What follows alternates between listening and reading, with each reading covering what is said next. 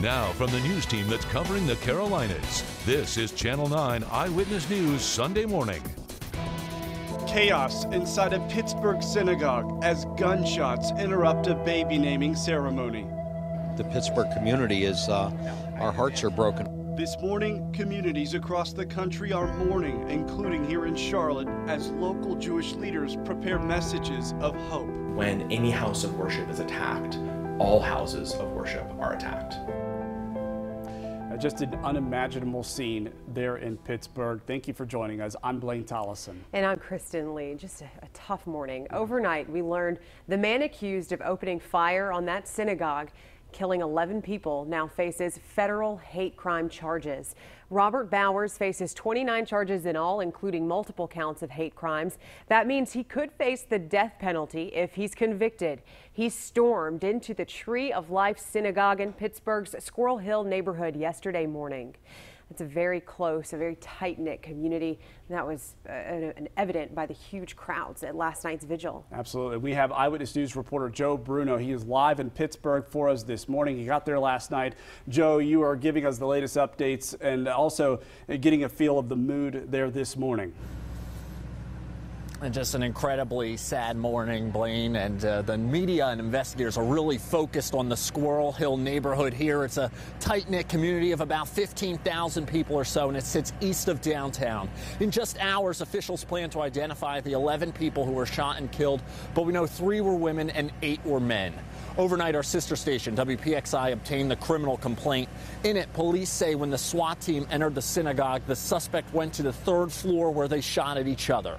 According to the criminal complaint, he made comments that he wanted all Jews to die and that they were committing genocide to his people. Thousands of people are determined to not let hate win. Hundreds packed a local church for an interfaith service, and outside, thousands gathered at an intersection for a vigil, lighting candles in memory of the victims.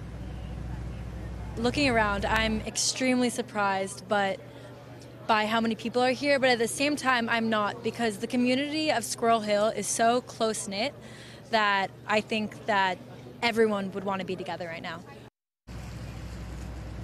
And as you can see behind me, the investigation is still taking place as the sun rises, but as you can imagine, it's just another incredibly tough day that people in this neighborhood are waking up to.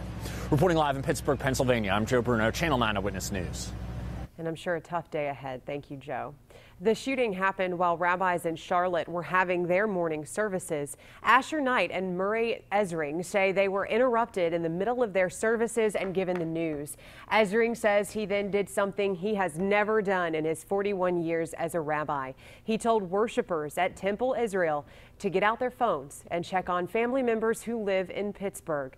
Ezring says the community needs to pray for peace.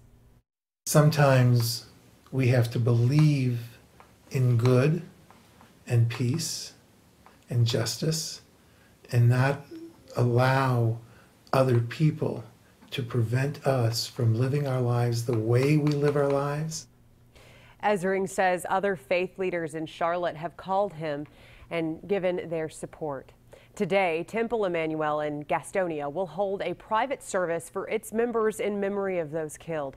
Synagogue leaders there are also considering having a public memorial later this week. And we have a lot of Pittsburgh transplants here in the Charlotte area, across the Carolinas. And Jacqueline, you are one of them. We've been talking to you about this. This is your hometown, and you know the folks there. You know the town well. Yeah, and you know what? It's been an incredibly tough morning, not just for me, but I'm sure for all of the other Pittsburghers here in Charlotte and in the Carolinas right now. Seeing our beautiful city just going through this, and Squirrel Hill, a beautiful part of that. And I said it earlier, and I'll say it again, the best thing about Pittsburgh, and the one thing that we've always prided ourselves on, is our Pittsburgh pride and our strength. So I have every belief that we'll come out of this stronger and as a stronger community. And it's a terrible situation, but I definitely have a lot of faith in my community. Yeah, a lot of folks in the Jewish community will be out in Charlotte today paying their respects, and folks going to church today to say prayers. The forecast not too bad today for getting out there. Yeah, for sure. Yeah, here locally we'll be seeing a nice day after some cooler temperatures in the morning. So here's a look at some of those temperatures right now. 44 degrees in Charlotte, 40 in Lincolnton, 48 degrees in Hickory. So definitely a cooler start out there. But over the the next few hours. We warm up pretty quickly. By the afternoon, we're in the mid-60s, so not feeling too bad. A few degrees warmer than yesterday. We also gain a little bit more sunshine. We don't get any showers today either. That's the good news. 65 degrees is our high. Partly cloudy skies, still a little bit below average, but over the next few days, that'll change. We'll be in the mid-70s by Halloween. We'll take a look at that forecast, plus when we'll see. We'll see you in a few minutes. Thank you, Jacqueline. This morning, there's a statewide silver alert for a Concord man who walked away from his home yesterday. This is James Carlton. A caregiver tells police Carlton has the mental capacity of an 11-year-old. Police say he does not have a phone, he does not drive. If you've seen him, call police. A car hit a man who uses a wheelchair last night, and now he has life-threatening injuries. He was on Shamrock Drive in East Charlotte. In this video, you see that wheelchair there flipped over. A witness says that cars drive too fast on that stretch of road, and accidents there are too common. I don't see more than my fair share of accidents on this street right here. And especially if this accident didn't happen right here, traffic would be shoom, shoom. Investigators haven't said if speed was a factor, and we are asking if the driver will face charges. Students at Rock Hill High School are devastated over their 16-year-old classmate killed in a crash. The crash was Friday along this stretch of Heckle Road. South Point High School student Kayla Woodson died at the scene, and 4 others were hurt. Kayla played on South Point's volleyball team. 3 cars were involved in the crash. There's no word yet on how it happened. Despite expanding search efforts, there's still no sign of a plane that went off the radar after leaving South Carolina. This plane took off from Andrews Thursday. Air traffic control lost contact with it about 45 minutes later when the plane was more than 100 miles off the coast of Charleston. The plane was heading to the Bahamas. There were 5 people on board. The Coast Guard called in extra crews to search. They have scanned more than 2,600 square miles of ocean. Some people in Charlotte answered their doorbell yesterday and were surprised to see the governor standing outside their home. Roy Cooper was in Matthews urging people to go vote. He was supporting local Democratic candidates, state house candidates, Rachel Hunt, Brandon Lofton, and Wesley Harris. The governor says it's always good to talk to people he's elected to serve. When you actually talk to people, you get information about what's affecting their lives. A lot of people don't really think that much about voting. Well, his visit comes one day after thousands packed the Bojangles Coliseum to see President Trump. He stopped in Charlotte to campaign for GOP congressional candidate Mark Harris. Channel 9's Joe Bruno had an exclusive one-on-one interview with the president. If you'd like to see it, just look for this story on WSOCTV.com. A protester who defaced UNC's Silent Sam statue received punishment from the university, but it was less than what was recommended. Mary Little poured her own blood and red ink on the statue in April. The university's honor court ordered her to perform community service and gave her a warning. A judge found her guilty of a misdemeanor earlier this month, but did not sentence her. Tailgates at the University of South Carolina will look a little different for the rest of the football season. The university's Interfraternity Council voted to ban drinks that contain more than 15% alcohol. Fraternities that violate the ban will face fines and a tailgate suspension. A new report does show that alcohol violations were up last year at USC. 719 students got into trouble for having alcohol. That is more than double the violations in 2015. And the number of alcohol-related arrests did drop from 39 in 2015 to 30 in 2017. Union County deputies are trying to figure out how a body they found in the woods got there. Deputies say they found Robert Puckett's body yesterday morning off of Van Buren Drive. That's in front of Smith Ground Management, where Puckett worked. Deputies say his family had not heard from him in more than a day. Right now, authorities do not know how Puckett died or how long he had been dead when they found him. Today, Florence, South Carolina will honor this deputy who died nearly 3 weeks after being shot in an ambush. Farrah Turner died last Monday. She'd been battling to stay alive, and doctors even amputated both of her feet to try and save her.